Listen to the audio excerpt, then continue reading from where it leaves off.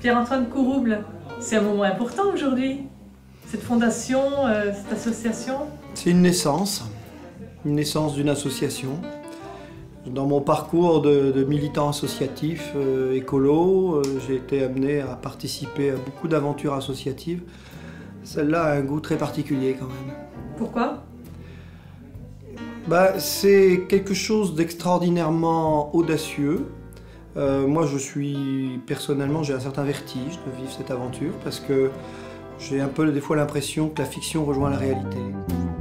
Souvenez-vous, c'était à Joyeuse en Ardèche le 7 avril 2014. Le chercheur indépendant Jean-Christophe Dumas dévoilait un réacteur à résonance dont le rendement surunitaire avait été préalablement vérifié par d'éminents scientifiques. Pour la première fois, des expérimentations prouvaient la justesse de cette théorie. Que le procédé Dumas, allié à la vision philosophique, éthique d'un Pierre Rabhi, mais c'est la solution pour la planète. Vous allez tous... Mais la plus grande révolution réside dans le fait que le secret de fabrication du réacteur Dumas a été mis en open source. Qui, je l'espère, va nous affranchir d'une dépendance au système, pour ceux qui ont envie d'en être franchis. Donc c'est chaud, tu peux mettre ta main dans l'eau maintenant, du coup, vas-y. Moi, je la mets pas. Vas-y. Ah ouais. Ah ouais. Hein? Là, c'est chaud. Ah ouais, c'est super rapide. Tout le monde peut la fabriquer. L'ambition que nous avons dans le collectif, c'est d'initier en Ardèche des ateliers de fabrication, de construction. Pour aider les gens à fabriquer un certain nombre de choses. Donc on va vous enseigner, enfin dans la mesure du possible, à construire des systèmes à énergie libre. Il y a celui-là, mais il y en aura d'autres. L'étape suivante a donc été la création d'une association sans but lucratif dont les principaux objectifs sont les suivants. Promouvoir toute solution énergétique alternative aux pratiques actuelles qui recourent au nucléaire, aux énergies fossiles, etc. Promouvoir toute information, travaux ou procédés permettant un accès à l'énergie libre. Promouvoir les procédés scientifiques et inventions du chercheur Jean-Christophe Dumas avec son accord.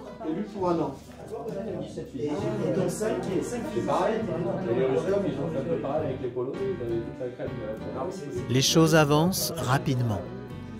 Après plusieurs réunions préalables autour de ces futurs statuts, le 24 avril 2014 à Joyeuse, l'association entourant ce projet d'énergie libre est fondée. À partir de là, de nombreux actes concrets vont sortir de terre. Françoise Tardieu, oui. Vous faites partie de cette association aussi? Oui, tout à fait. C'est très sympathique. Et qu'est-ce que vous attendez de... Moi, j'attends du concret. Du concret dans la vie. Des réalisations, des plans, des projets, beaucoup de vulgarisation aussi, parce que je ne comprends pas grand-chose. Je ne sais pas ce que c'est que l'énergie du vide ou l'énergie libre exactement. Au fond, il me faudrait des définitions. Je voudrais aussi que des physiciens prennent... je vais dire toute une équipe de physiciens prennent les choses en main, c'est-à-dire qu'ils ne sont pas tout seuls. La société commence à réfléchir, se dire comment ça se fait, qu'on nous oblige à tuer de l'essence, qu'on nous oblige à consommer Areva, ils ont bloqué, parce que c'est eux qui ont bloqué les brevets. L'action qui risque d'être intéressante, c'est de dire, c'est pas grave qu'il y ait d'autres procédés qui arrivent, au contraire, heureusement qu'il va y avoir des milliers d'autres découvertes. On gagnera la bataille uniquement sur la piste qu'a évoquée Bruno, qui est de dire le concret. Des boules pour des chauffe-eau pour les gens l'hiver, un poêle à eau, des boules pour un dessalement. La création de cette association n'a pas été la seule conséquence immédiate de la mise en open source du réacteur Dumas.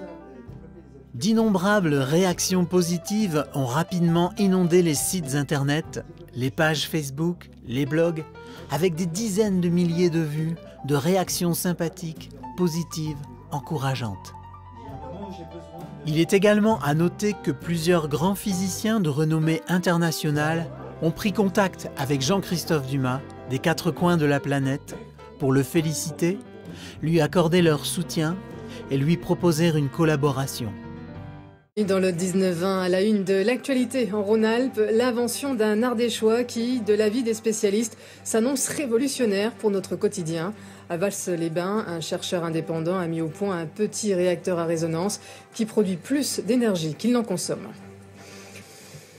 Il a inventé un réacteur à résonance, une Pas faire innovation ça, qui fait parce que beaucoup ça de le bruit. mine. Jean-Christophe Et Dumas. quand je le vois discuter avec Hawaï, avec des gens du CERN, avec des physiciens de renom, discuter de protons, de choses, je me dis, là il est plus à sa place. Par ailleurs, d'inévitables détracteurs ont également lancé quelques attaques qui n'ont pas tenu bien longtemps. Vous savez, Krishnamurti disait « Il n'est de révolutionnaire que notre ignorance ». Donc il n'est pas impossible qu'avant Jean-Christophe, il y ait eu des chercheurs qui aient prospecté dans une direction proche de ce qu'il a trouvé. S'il s'avère que M. Davé serait un des précurseurs de l'effet Dumas, mais nous lui rendrons à Davé ce qui doit être à Davé, et on parlera de l'effet Davé-Dumas si nécessaire. Là où on devrait avoir 0,9, on obtient 1,16, donc on a un effet surinitaire, et ça, jusqu'à présent, c'était impossible. Donc c'est ça qui m'intéresse. C'est l'impossibilité du fait. Et je voudrais qu'il utilise de l'énergie électrique venant du soleil au départ. Ce qui est un peu farfelu de lui demander ça, mais enfin, voilà. Voilà mes souhaits. Par ailleurs, le dispositif Dumas, il est très précis. Il y a un calibrage. Il y a une demi-sphère qui a des dimensions, qui a des perforations. Il y a une sphère. Il y a un réglage qui est le nombre d'or très précis entre la demi-sphère et la sphère. Tout cela n'est pas dans la boule à thé de M. Davé. Donc moi, ce que je crois surtout, c'est qu'il y en a certains, pour des raisons qu'il faudrait explorer, ont besoin d'agiter de la contestation autour de l'effet Dumas parce qu'il dérange. Effectivement, il dérange parce que la perspective qu'il en trouve est vertigineuse. On est au seuil d'une révolution et je pense qu'il n'y a pas de révolution sans polémique. Donc voilà. Et à ces détracteurs, j'aurais tendance à dire, plutôt que de chercher qu'est-ce qui n'est pas bon dans l'effet Dumas, chercher qu'est-ce qu'on peut en faire.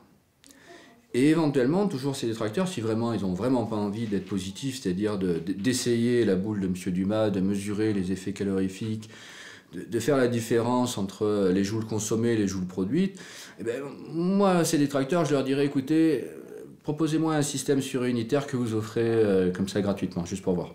On avait intimement conscience qu'en faisant bouger les choses sur ce sujet-là, allait sortir du bois des individus et peut-être effectivement des inventions, des expérimentations. Parmi celles-ci, il y en a certaines qu'on peut parler, l'effet Pynton qui est bien connu par rapport aux voitures automobiles, mais il y en a d'autres. Et moi je pense que l'heure est venue maintenant qu'on se tourne vers ces énergies, parce que ces énergies vont littéralement révolutionner le monde. Il n'y aura plus d'exploitation de l'homme par l'homme dans un univers régi sous l'énergie libre. C'est fini. J'estime que les technologies qui sont aptes à produire de l'énergie par-delà le nucléaire et le pétrole existent. On estime qu'il y a 70% de l'énergie de l'univers dont on ne sait pas où elle est, à nous de la trouver. Parce que si on regarde bien, qu'est-ce que c'est le pétrole? C'est l'accumulation de cadavres d'animaux et de végétation qui a été mis sous pression au gré des aires géologiques et qui a produit un produit à base carbonée qu'on s'évertue à déverser dans notre atmosphère. Mais vous inquiétez pas, il n'y a pas de réchauffement climatique. L'avenir idéal, c'est un monde où chacun peut prendre à la hauteur de la part dont il a besoin. Moi, j'aimerais un espèce de plan mondial où on décide, bah, tiens, on va occuper notre système solaire. On a besoin de fer, ça tombe bien, il y a un astéroïde qui en possède 6500 tonnes. Donc, envoyons... Voilà. Moi, le futur de l'humanité, c'est ça, c'est l'exploration spatiale, c'est l'utilisation... Moi, ce qui m'amuse, si vous voulez, excusez-moi parce que j'en profite, mais ce qui m'amuse, c'est que tous les auteurs de science-fiction des 40 dernières années ont décrit les technologies que nous utilisons actuellement. Le moteur à plasma existe. Voilà, la NASA l'a créé, il a été inventé il y a 40 ans en arrière par Asimov. Asimov a inventé le moteur gravifique. Je sais que dans les 10 prochaines années, on aura un moteur gravifique. Tout ce qui était de la science-fiction il y a 40 ans en arrière sera la réalité de demain. Alors après, cette réalité, on a deux façons d'utiliser. C'est soit on la met au service de l'humanité, c'est-à-dire de tout à chacun, soit on la met au service d'une élite, et à ce moment-là, je ne donne pas cher de notre peau. Rien n'arrêtera plus désormais cette idée dont l'heure est venue. Il y aura bien un après 7 avril 2014. C'est déjà commencé. Et s'il y a des détracteurs, ils se retrouveront vite bien isolés face à ce qui arrive. Ce n'est qu'une question de temps, comme disait Tesla. Mais cette fois, c'est pour maintenant. Alors restez à l'écoute et vive l'énergie libre.